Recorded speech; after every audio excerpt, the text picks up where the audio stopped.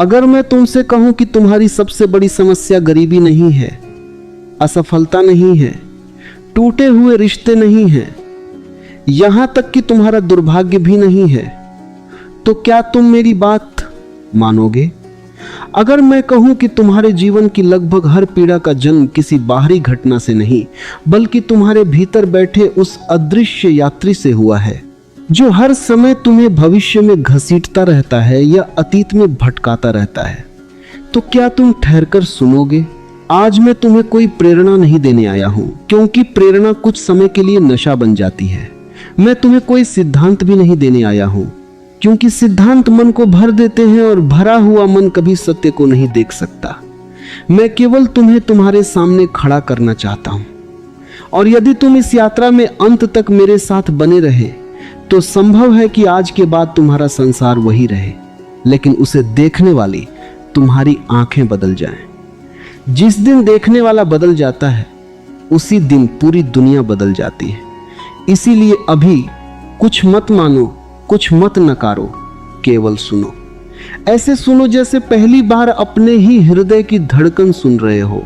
मनुष्य का सबसे बड़ा दुर्भाग्य यह नहीं कि उसके पास कम साधन है, सबसे बड़ा दुर्भाग्य यह है कि उसके पास स्वयं के लिए समय नहीं है। वह सारी दुनिया को जानना चाहता है, लेकिन जिसने जानने की इच्छा पैदा की उसे कभी जानने की कोशिश नहीं करता। वह सितारों तक पहुंचने के सपने देखता है, लेकिन अपने भीतर के आकाश में झांकने से डरता है। उसने बड़े बड़े शहर बना लिए, विशाल इमारतें खड़ी कर दी, विज्ञान को अद्भुत ऊंचाइयों तक पहुंचा दिया, लेकिन अपने ही मन की भूल भुलैया में आज भी भटका हुआ है। यह कैसी विडंबना है कि जिसने मशीनों को बुद्धिमान बना दिया, वह स्वयं अपनी बेचैनी का कारण नहीं समझ पाया। जरा अपने जीवन को ध्यान से देखो। सुबह आंख खुलते ही तुम्हारे भीतर दौड़ शुरू हो जाती है। शरीर बिस्तर से बाद में उठता है। मन पहले ही हजारों दिशाओं में भाग चुका होता है। आज क्या करना है, किससे मिलना है, कौन सा काम अधूरा है, किसने क्या कहा था, आगे क्या होगा। यह निरंतर चलने वाला शोर तुम्हें इतना सामान्य लगने लगा है कि अब तुम्हें उसकी आवाज भी सुनाई नहीं देती, लेकिन यही शोर तुम्हारी सारी थकान का स्रोत है।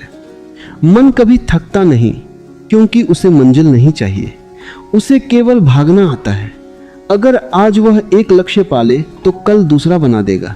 यदि आज सारी इच्छाएं पूरी हो जाएं, तो वह नई इच्छाओं का निर्माण कर देगा। इसीलिए समस्या इच्छाओं के पूरे न होने की नहीं है, समस्या उस मन की है जिसे कभी संतोष मिला ही नहीं। तुमने ध्यान दिया होगा कि बचपन में छोटी सी बात पर हंसी आ जाती थी। मिट्टी में खेलना उत्सव था, बारिश में भीगना आनंद था, किसी तितली के पीछे भागना किसी बड़ी उपलब्धि से कम नहीं लगता था। तब तुम्हारे पास कुछ नहीं था, फिर भी भीतर एक अजीब सी संपन्नता थी। आज तुम्हारे पास पहले से कहीं अधिक है, लेकिन वह सहज मुस्कान कहीं खो गई। ऐसा क्यों हुआ? क्या सचमुच संसार बदल गया या देखने का तरीका बदल गया? समाज ने तुम्हें बहुत कुछ सिखाया, लेकिन सबसे पहले तुम्हारी सहजता छीन ली। तुम्हें बताया गया कि बड़े बनो, सफल बनो, दूसरों से आगे निकलो, नाम कमाओ, पहचान बनाओ, और इस दौड़ में तुमने वह खो दिया जो जन्म के समय बिना प्रयास के तुम्हारे पास था, निर्मलता। ध्यान रखना, जीवन कभी जटिल नहीं था। जीवन तो आज भी उतना ही सरल है जितना किसी नदी का बहना। जटिलता हमारी सोच ने बनाई है। नदी बहते समय यह चिंता नहीं करती कि समुद्र उसे स्वीकार करेगा या नहीं। वृक्ष फल देते समय यह हिसाब नहीं लगाता कि किसने उसका सम्मान किया और किसने नहीं। सूरज हर सुबह यह निर्णय नहीं करता कि आज केवल अच्छे लोगों को प्रकाश दूंगा। प्रकृति सहज है, केवल मनुष्य कृत्रिम हो गया है। उसने अपने चारों ओर इतने मुखौटे बना लिए हैं कि अब उसे अपना असली चेहरा भी याद नहीं। तुम जब आईने में देखते हो तो चेहरा दिखाई देता है, लेकिन कभी उस व्यक्ति को देखा है जो आईने में देखने वाले को देख रहा है? सारी आध्यात्मिक यात्रा इसी प्रश्न से शुरू होती है, तुम कौन हो? तुम्हारा नाम नहीं, क्योंकि नाम जन्म के बाद मिला, तुम्हारा शरीर नहीं। क्योंकि शरीर हर क्षण बदल रहा है, तुम्हारे विचार नहीं। क्योंकि विचार सुबह कुछ और थे, शाम को कुछ और हो जाते हैं, तुम्हारी भावनाएं नहीं। क्योंकि वे भी मौसम की तरह बदलती रहती हैं। फिर वह कौन है जो इन सब परिवर्तनों को देख रहा है? वही तुम्हारा वास्तविक अस्तित्व है, लेकिन उसी को तुमने सबसे अधिक भुला दिया। मनुष्य की सबसे विचित्र आदत है कि वह स्वयं से भागता रहता है। घर में अकेला हो तो मोबाइल उठा लेता है, सड़क पर हो तो कानों में संगीत भर लेता है, खाली समय मिले तो किसी से बात करने लगता है। उसे हर समय कुछ न कुछ चाहिए ताकि वह अपने भीतर की खामोशी से बच सके, क्योंकि खामोशी में उसे अपने ही प्रश्न सुनाई देने लगते हैं। लेकिन जिस मौन से तुम भाग रहे हो, उसी मौन में तुम्हारा उत्तर छिपा है। कभी किसी शांत झील के किनारे बैठना, देखना, जब पानी बिल्कुल स्थिर होता है तभी उसमें पूरा आकाश दिखाई देता है। यदि पानी में लहरें हो तो प्रतिबिंब टूट जाता है। मन भी ठीक वैसा ही है। जब भीतर विचारों का तूफान चलता रहता है तब सत्य का प्रतिबिंब दिखाई नहीं देता। इसलिए समस्या सत्य के न होने की नहीं है, समस्या मन की अशांति की है। तुम जितना बाहर खोजते हो उतना ही भीतर से दूर चले जाते हो। एक व्यक्ति रेगिस्तान में पानी खोज रहा था। वह लगातार दौड़ता रहा। दूर चमकता हुआ प्रकाश उसे हर बार पानी जैसा लगता। वह उस ओर भागता, लेकिन वहां पहुंचते ही पता चलता कि वह केवल मृग तृष्णा थी। फिर दूसरी दिशा में चमक दिखाई देती, वह फिर दौड़ पड़ता। पूरा जीवन इसी दौड़ में निकल गया। अंत में उसे पता चला कि जिस स्थान से उसने यात्रा शुरू की थी उसके ठीक नीचे मीठे पानी का स्रोत था। यह कहानी केवल उस व्यक्ति की नहीं है, यह लगभग हर मनुष्य की कहानी है। हम सुख को बाहर खोजते हैं जबकि उसकी जड़ भीतर होती है। तुम्हें कभी ऐसा लगा होगा कि बस यह एक काम पूरा हो जाए फिर मैं चैन से जीऊंगा। फिर दूसरा काम सामने आ गया, फिर तीसरा, फिर चौथा। जीवन का अधिकांश समय जब और तब के बीच बीत जाता है। जब यह मिलेगा तब खुश रहूंगा, जब वह होगा तब शांति मिलेगी। लेकिन यह तब कभी आता नहीं, क्योंकि जैसे ही एक इच्छा पूरी होती है मन दूसरी इच्छा का जन्म दे देता है। इसीलिए जिसने मन को नहीं समझा वह कभी विश्राम नहीं पा सकता। यह मत समझना कि मैं इच्छाओं के विरुद्ध हूं। इच्छा जीवन की ऊर्जा है, लेकिन इच्छा का मालिक तुम हो या इच्छा तुम्हारी मालिक बन गई है, यह देखना आवश्यक है। यदि इच्छा तुम्हें चला रही है तो तुम दास हो। यदि तुम इच्छा का उपयोग कर रहे हो तो तुम स्वतंत्र हो। अंतर बहुत सूक्ष्म है, लेकिन जीवन की दिशा उसी से बदल जाती है। मैंने ऐसे लोगों को देखा है जिनके पास अपार धन है लेकिन रात की नींद नहीं है, और ऐसे साधारण लोगों को भी देखा है जिनके पास बहुत कम है फिर भी उनकी आंखों में गहरा संतोष है। इससे स्पष्ट है कि सुख वस्तुओं का गुण नहीं है, सुख चेतना की अवस्था है। जिस दिन यह बात समझ में आ जाए उसी दिन जीवन का नया अध्याय खुल जाता है। तुम्हारा मन हमेशा तुलना करता है। किसी के पास तुमसे बड़ा घर है, किसी के पास अधिक पैसा है, कोई अधिक सुंदर है, कोई अधिक प्रसिद्ध है। तुलना करते करते तुम स्वयं को भूल जाते हो। क्या तुमने कभी किसी फूल को दूसरे फूल से ईर्ष्या करते देखा? गुलाब कभी कमल बनने की कोशिश नहीं करता, आम का वृक्ष नारियल बनने की इच्छा नहीं रखता।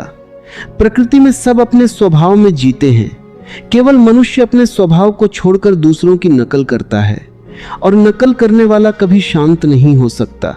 जीवन का सबसे बड़ा चमत्कार यह नहीं कि तुम दुनिया जीत लो, सबसे बड़ा चमत्कार यह है कि तुम अपने भीतर के संघर्ष को पहचान लो। बाहर का युद्ध जीतकर भी जो भीतर हार गया वह वास्तव में हार गया, लेकिन जिसने भीतर शांति पा ली उससे संसार कुछ भी छीन नहीं सकता। उसके चेहरे पर एक ऐसी मुस्कान होती है जिसे परिस्थितियां मिटा नहीं सकती। उसकी आंखों में ऐसा प्रकाश होता है जो किसी उपलब्धि का मोहताज नहीं होता। यही यात्रा आज से शुरू होती है। अभी किसी निष्कर्ष पर मत पहुंचो, केवल अपने भीतर देखना शुरू करो। आज पहली बार अपने मन को बिना न्याय किए देखो।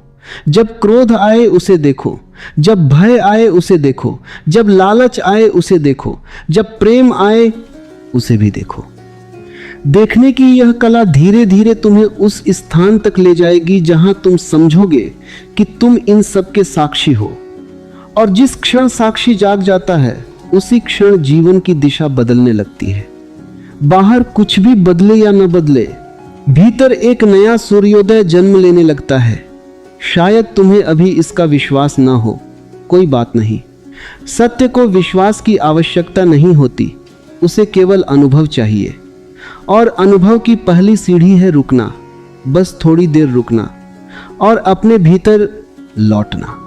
क्योंकि जिस खजाने को खोजने के लिए तुम सारी दुनिया में भटक रहे हो, उसकी पहली झलक तुम्हें अपने ही मौन में मिलने वाली है।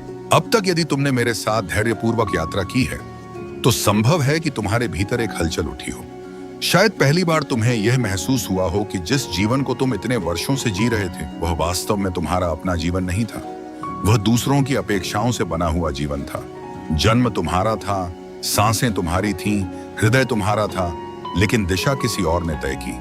बचपन से ही तुम्हें बताया गया कि क्या अच्छा है, क्या बुरा है, किसे सफलता कहते हैं, किसे असफलता।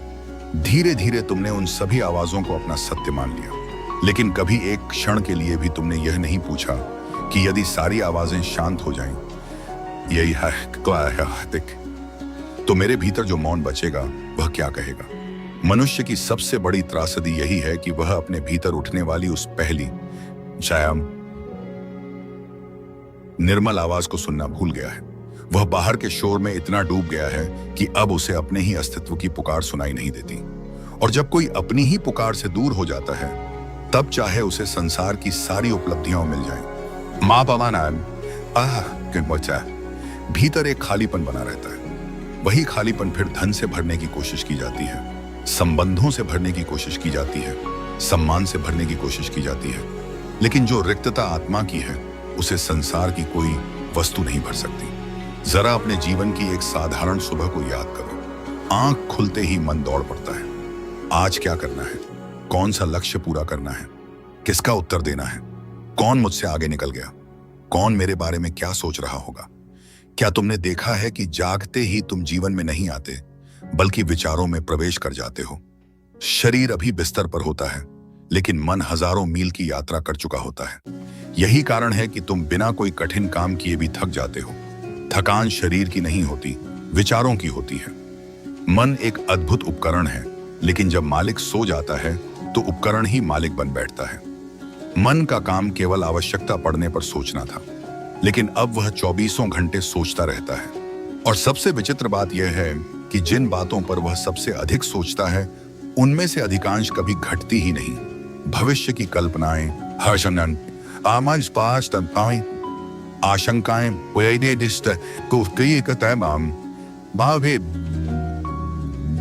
भय, अनुमान, ये सब मिलकर एक ऐसी काल्पनिक दुनिया बना देते हैं जिसमें मनुष्य वास्तविक जीवन से अधिक समय बिताने लगता है। सोचो, यदि तुम्हें एक दिन के लिए यह वरदान मिल जाए कि तुम्हारा मन केवल उतना ही सोचे जितनी आवश्यकता हो, तो तुम्हारा जीवन कितना बदल जाएगा। तुम वही व्यक्ति रहोगे, वही घर होगा, वही नौकरी होगी, वही परिवार होगा, लेकिन तुम्हारे अनुभव का रंग बदल जाएगा। क्योंकि दुख का अधिकांश भाग घटनाओं से नहीं, उन घटनाओं की लगातार चलने वाली मानसिक व्याख्याओं से पैदा होता है। एक व्यक्ति नदी के किनारे बैठा था। पानी बिल्कुल स्वच्छ था।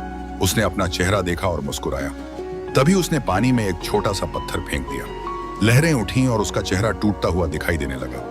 वह घबरा गया कि उसका चेहरा बिगड़ गया है। लेकिन क्या वास्तव में चेहरा बिगड़ा था? नहीं, केवल प्रतिबिंब टूट गया था। हमारा जीवन भी ऐसा ही है। आत्मा कभी विकृत नहीं होती, केवल मन की लहरें हमारे वास्तविक स्वरूप का प्रतिबिंब धुंधला कर देती हैं। और हम भूल जाते हैं कि समस्या हमारे भीतर नहीं, हमारी बेचैनी में है। तुम्हें बार बार यह सिखाया गया कि स्वयं को बदलो, लेकिन मैं कहता हूं पहले से निश्चय आएगी। पहले स्वयं को देखो, क्योंकि जिसे तुम बदलना चाहते हो उसे तुम जानते ही नहीं।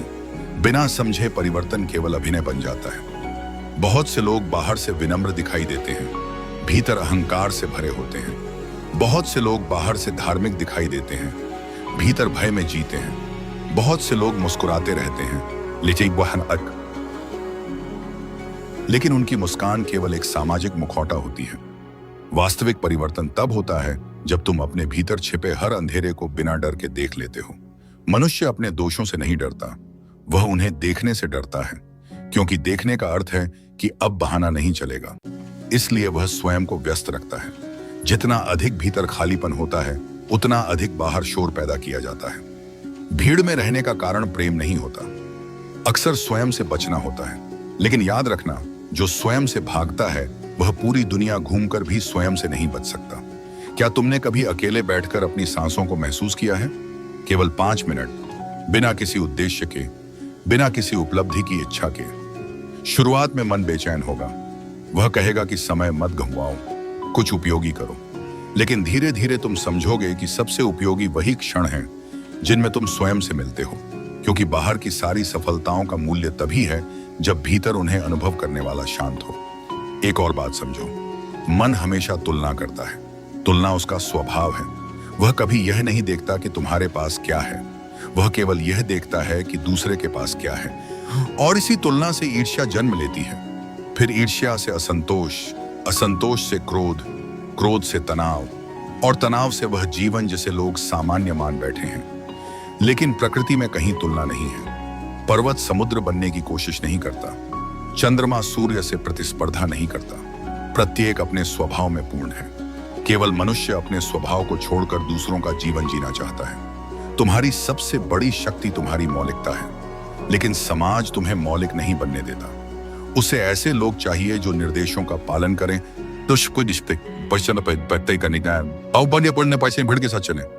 इसलिए बचपन से तुम्हें सिखाया जाता है कि जैसे सब करते हैं वैसे ही करो, और धीरे धीरे तुम्हारा अपना स्वर खो जाता है।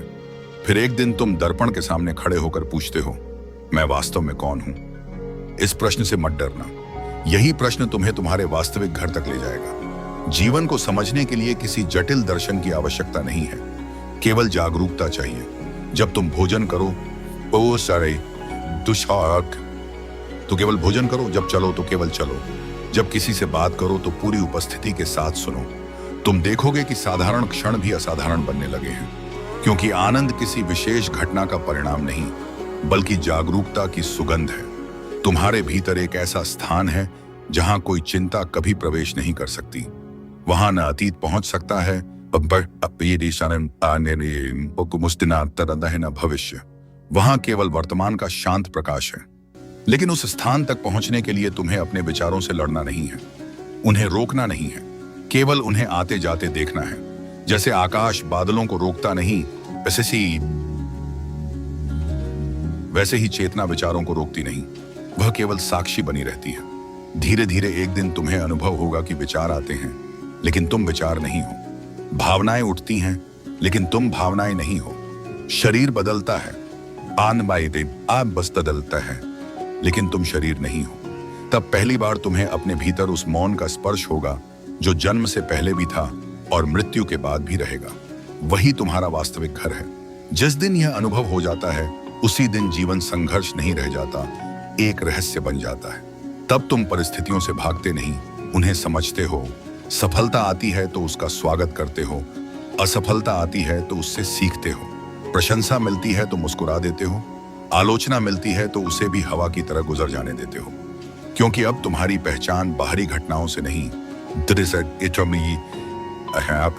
भीतर की स्थिरता से बनने लगती है।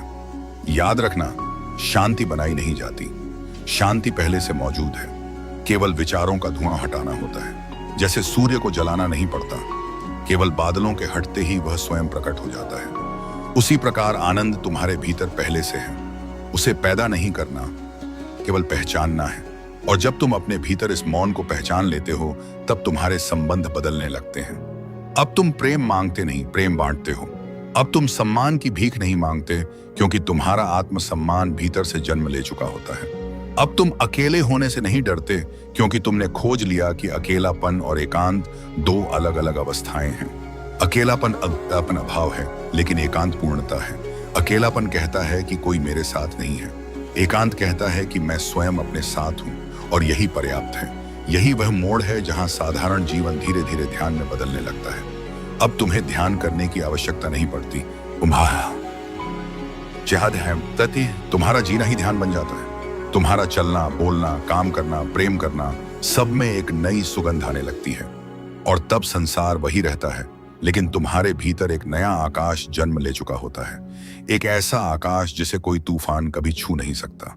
अब हम उस द्वार के सामने खड़े हैं जहां से जीवन केवल समझा नहीं जाता, जिया जाता है। अब तक की यात्रा में तुमने अपने मन की बेचैनी को देखा, अपने भीतर के मौन को महसूस किया, अपने वास्तविक स्वरूप की एक झलक पाई। लेकिन यात्रा यहीं समाप्त नहीं होती। यह तो केवल शुरुआत है, क्योंकि सत्य को समझ लेना पर्याप्त नहीं है। उसे अपने रक्त में उतरने देना होता है, अपनी सांसों में घुलने देना होता है, अपने चलने, बोलने, प्रेम करने और जीने के तरीके में उतारना होता है। बहुत लोग सत्य सुन लेते हैं, लेकिन उनका जीवन नहीं बदलता। क्यों? क्योंकि सुनना और जीना दो अलग बातें हैं। सुनना आसान है, जीना कठिन नहीं, लेकिन साहस मांगता है। क्योंकि जीने का अर्थ है पुराने ढांचे टूटने देना, पुराने भय, पुरानी पहचान, पुरानी शिकायतें, पुरानी कहानियां, सबको धीरे धीरे गिरने देना। मन इन चीजों को पकड़े रहता है, क्योंकि इन्हीं से उसे अपनी पहचान मिलती है। लेकिन जो पहचान दुहक से बनी हो, उसे बचाकर रखने में क्या बुद्धिमानी है। तुमने देखा होगा, लोग अपने दुहक को भी छोड़ना नहीं चाहते। वे बार बार वही कहानी सुनाते हैं। मेरे साथ ऐसा हुआ, मुझे यह नहीं मिला, उसने मुझे चोट पहुंचाई, जीवन ने मेरे साथ न्याय नहीं किया। धीरे धीरे वह कहानी उनका चेहरा बन जाती है। फिर यदि वह कहानी छिन जाए तो उन्हें लगता है कि वे स्वयं खो जाएंगे। इसीलिए वे दुहक से मुक्त नहीं होते, क्योंकि दुहक उनकी पहचान बन चुका होता है। लेकिन मैं तुमसे कहता हूं, तुम अपनी कहानी नहीं हो, तुम वह चेतना हो जो कहानी को देख रही है। कहानी बदल सकती है, परिस्थितियां बदल सकती हैं, शरीर बदल सकता है, संबंध बदल सकते हैं, लेकिन देखने वाला साक्षी मोई मौन जहां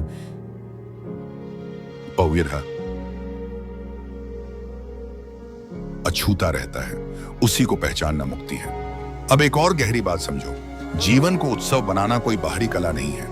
उत्सव भीतर जन्म लेता है। जब तुम्हारे भीतर संघर्ष कम होता है, जब तुम स्वयं से युद्ध करना छोड़ देते हो, जब तुम अपने होने को स्वीकार कर लेते हो, तब जीवन में एक हल्कापन आने लगता है। वही हल्कापन उत्सव की शुरुआत है। उत्सव का अर्थ यह नहीं कि जीवन में कठिनाइयां नहीं आएंगी। कठिनाइयां आएंगी, शरीर बीमार होगा, लोग समझेंगे नहीं, योजनाएं टूटेंगी, कभी सफलता मिलेगी, कभी असफलता। लेकिन अब अंतर यह होगा कि तुम इन सब के बीच टूटोगे नहीं, तुम बहोगे। जैसे नदी पत्थरों से टकराकर रुकती नहीं, अपना रास्ता बना लेती है, वैसे ही तुम्हारा जीवन भी परिस्थितियों के बीच अपनी धारा खोज लेगा। एक समय था जब छोटी सी बात तुम्हें कई दिनों तक परेशान कर देती थी। किसी की बात, किसी की उपेक्षा, किसी की आलोचना, और मन बार बार उसी में लौटता रहता था। लेकिन जब भीतर जागरूकता आती है, तब तुम देखते हो कि यह सब मन का खेल है। घटना एक बार हुई थी, लेकिन मन उसे 100 बार दोहराता है। दुहक घटना से कम, स्मृति की पुनरावृत्ति से अधिक पैदा होता है। अक्षय, इसलिए जागरूक मनुष्य घटनाओं को पकड़कर नहीं बैठता। वह उन्हें आने देता है, जाने देता है। वह अनुभव करता है, लेकिन संग्रह नहीं करता। वह प्रेम करता है, लेकिन स्वामित्व नहीं बनाता।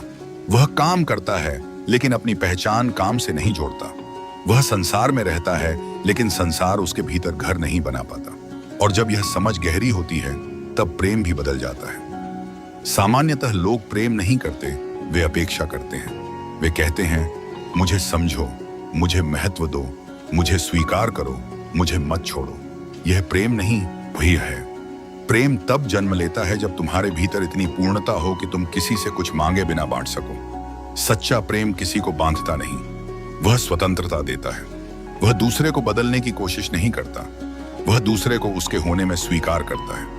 और आश्चर्य यह है कि जब तुम किसी को बदलने की कोशिश छोड़ देते हो, तब संबंधों में पहली बार सहजता आती है। क्योंकि प्रेम नियंत्रण नहीं है, प्रेम उपस्थिति है। तुम्हारे भीतर करुणा भी इसी समझ से जन्म लेती है। जब तुम अपने दुहक को समझ लेते हो, तब तुम दूसरों के दुहक को भी अलग नजर से देखते हो। तब तुम जल्दी निर्णय नहीं करते, तब तुम समझते हो कि हर व्यक्ति अपने भीतर किसी ना किसी अदृश्य संघर्ष से गुजर रहा है। कोई अपने भय से लड़ रहा है, कोई अपने अकेलेपन से, कोई अपनी असुरक्षा से, कोई अपने अहंकार से। तब करुणा जन्म लेती है, और करुणा में एक अद्भुत शक्ति है, वह तुम्हें हल्का कर देती है। क्योंकि करुणा में तुम स्वयं के छोटे से घेरे से बाहर आते हो। तुम केवल अपने सुख दुहक में बंद नहीं रहते, तुम्हारा हृदय थोड़ा बड़ा हो जाता है, और जितना हृदय बड़ा होता है उतना ही जीवन सुंदर होता जाता है। अब मैं तुम्हें अकेलेपन के बारे में कुछ कहना चाहता हूं। लोग अकेले होने से डरते हैं, इसीलिए वे हर समय किसी न किसी सहारे की तलाश में रहते हैं। लेकिन अकेलापन और एकांत में बहुत अंतर है। अकेलापन कहता है मेरे पास कोई नहीं है, एकांत कहता है मैं स्वयं अपने साथ हूं। जब तुम स्वयं के साथ बैठना सीख लेते हो तब एकांत वरदान बन जाता है। तब तुम्हें पता चलता है कि तुम्हारे भीतर कितनी विशालता है। तुम केवल विचारों का समूह नहीं हो, तुम केवल शरीर नहीं हो, तुम्हारे भीतर एक गहरा आकाश है, और उस आकाश में शांति है, मौन है। यही कारण है कि ध्यान का सबसे गहरा अर्थ है स्वयं के साथ मित्रता। ध्यान कोई तकनीक भर नहीं है, ध्यान वह अवस्था है जहां तुम अपने भीतर लौट आते हो, जहां तुम स्वयं को सुधारने नहीं बैठते, केवल देखने बैठते हो, और देखने में धीरे धीरे परिवर्तन होने लगता है। अब मृत्यु की बात करें। मनुष्य का सबसे बड़ा भय मृत्यु का भय है, लेकिन जो जीवन को पूरी तरह नहीं जीता वही मृत्यु से सबसे अधिक डरता है। जिसने जीवन को आधा अधूरा जिया, उसके भीतर हमेशा पछतावा रहता है। लेकिन जिसने हर क्षण को जागरूकता से जिया, उसके लिए मृत्यु अंत नहीं, एक परिवर्तन है। सोचो, हर रात तुम सोते हो, नींद में तुम्हारा नाम नहीं रहता, तुम्हारी समस्याएं नहीं रहती, तुम्हारी पहचान नहीं रहती, फिर भी सुबह तुम लौट आते हो। मृत्यु भी शायद अस्तित्व का एक गहरा विश्राम है। उससे डरना क्यों? डर तभी होता है जब हम अधूरे हैं। यदि आज तुम्हें पता चल जाए कि तुम्हारे पास केवल एक दिन है, तो क्या तुम वही करोगे जो अभी कर रहे हो? क्या तुम वही शिकायतें करोगे, वही क्रोध पकड़े रखोगे, वही छोटी छोटी बातों में उलझे रहोगे? शायद नहीं। तब तुम प्रेम करोगे, धन्यवाद दोगे, क्षमा करोगे, आकाश को देखोगे, सांसों को महसूस करोगे, जीवन को पहली बार सच में जियोगे। तो फिर उस अंतिम दिन का इंतजार क्यों? अभी क्यों नहीं? इसी क्षण क्यों नहीं?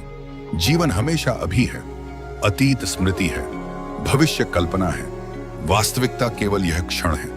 और इस क्षण में यदि तुम पूरी तरह उपस्थित हो जाओ तो तुम्हें पता चलेगा कि जीवन में वास्तव में बहुत कम कमी है। अधिकांश कमी मन ने बनाई हुई है।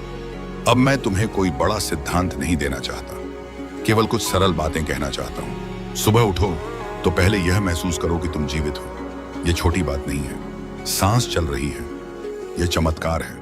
आंखें खुल रही हैं, ये उपहार है। दिन में कुछ क्षण ऐसे रखो जहां तुम केवल सांसों को देखो, कोई लक्ष्य नहीं, कोई उपलब्धि नहीं, केवल उपस्थित रहो। जब भोजन करो तो जल्दी में मत खाओ, स्वाद को महसूस करो। जब किसी से बात करो तो सच में सुनो। जब चलो तो कदमों को महसूस करो। जब हंसो तो पूरी तरह हंसो। जब रोना आए तो उसे भी दबाओ मत।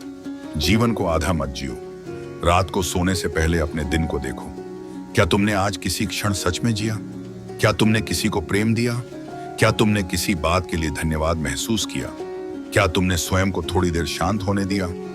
धीरे धीरे ये छोटे क्षण तुम्हारे भीतर एक नई भूमि तैयार करेंगे, और एक दिन तुम अचानक पाओगे कि तुम्हारे भीतर एक ऐसी शांति है जो किसी कारण पर निर्भर नहीं है। एक ऐसा आनंद है जिसे कोई छीन नहीं सकता। एक ऐसी स्थिरता है जो परिस्थितियों से नहीं टूटती। यही वास्तविक स्वतंत्रता है। स्वतंत्रता का अर्थ यह नहीं कि तुम्हारे पास सब कुछ हो। स्वतंत्रता का अर्थ है कि तुम्हारी खुशी किसी चीज की गुलाम न हो, न धन की, न लोगों की, न प्रशंसा की, न सफलता की।